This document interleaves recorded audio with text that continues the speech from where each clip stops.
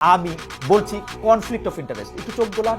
এর মধ্যে রয়েছে গ্রামীণ ইউনিভার্সিটি অনুমোদন, গ্রামীণ এমপ্লয়মেন্ট সার্ভিসের জনশক্তি রপ্তানির লাইসেন্স পাওয়া, গ্রামীণ টেলিকমের ডিজিটাল ওয়ালেট চালুর অনুমতি। আরেকটু সামনে যাই, গ্রামীণ ব্যাংকের আগামী 5 বছরের কর মৌকুফ করেছে অন্তর্বর্তী সরকার। গ্রামীণ ব্যাংকে সরকারের শেয়ার কমিয়ে 25% থেকে 10% করা হয়েছে। আগের সরকার থাকলে 666 কোটি টাকা কর দিতে হতো ডক্টর মোহাম্মদ ইউনূসকে। এটা ছিল আদালতের রায়। নিজে ক্ষমতা আসার পর আদালতের মাধ্যমেই অব্যাহতি পেয়েছেন রাতারাতি। কিন্তু তিনি নিজে ক্ষমতা আসার পর রাতারাতি যে মামলাগুলি থেকে অব্যাহতি নিলেন সেটা আইন মেনে। অনেকেরই প্রিয় নেতা মাওলানা ভাসানী, তিনি কাকমারি সম্মেলন, আপনি মনে আছে তো? কাকমারি সম্মেলনে মনে তো নিশ্চয়ই থাকবে, আপনি ইতিহাস খুব ভালো করে পড়েন, আপনার যাদের কথা বললাম তারাও খুব ইতিহাস ভালো করে পড়েন।